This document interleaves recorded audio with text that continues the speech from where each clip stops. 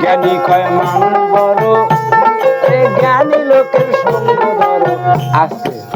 তাই এখানে সাধকে বলেছেন জ্ঞানী কয় মানুষ বড়, জ্ঞানী লোকের সঙ্গ ধরো, তাও হইলে পাইতে পারো আমার আল্লাহর দর্শন। ও একজন মানুষে দেখাইতে পারে, মানুষে দেখাইতে পারে জ্ঞানেরই নয়।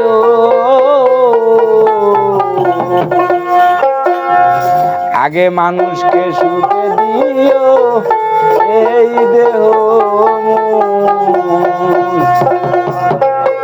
ওই একজন মানুষকে সুখে দিও, মানুষকে সুখে দিও এই দেহ।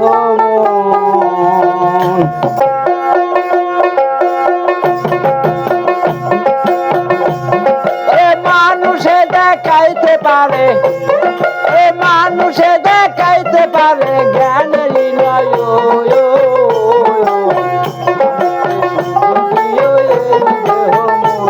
আগে মানুষকে সুখে দিও এই দেহ।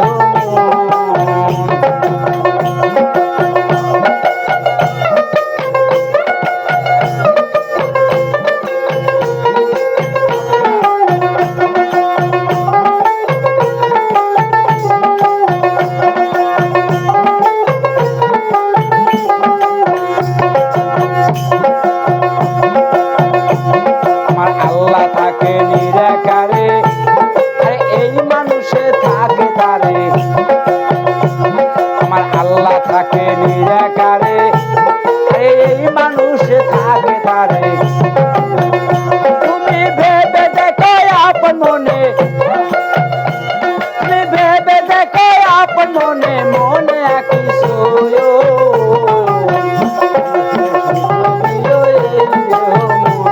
আগে মানুষকে সুখে দিও এই দেহ।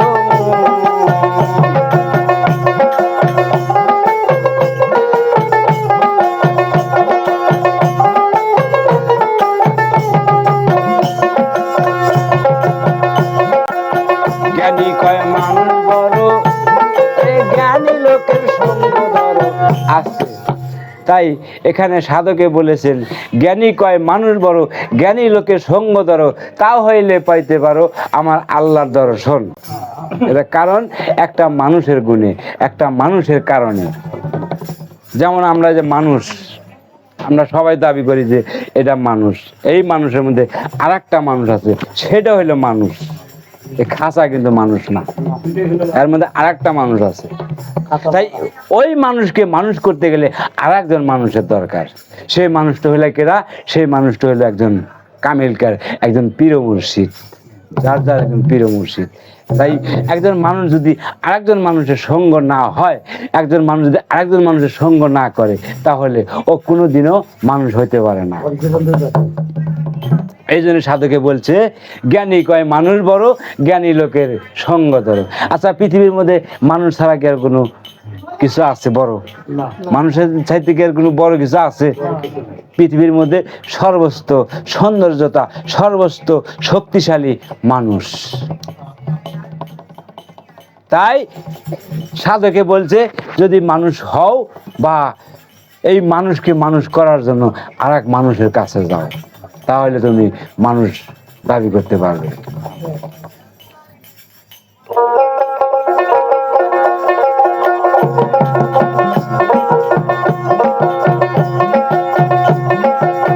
জ্ঞানী কয় মানুষ বড়, জ্ঞানী লোকের সঙ্গ ধরো। হয় না যদি? জ্ঞানী কয় মানুষ বড়, জ্ঞানী লোকের সঙ্গ ধরো, তুমি তা হইলে পাইতে পারো, তুমি তা হইলে পাইতে পারো আল্লাহ।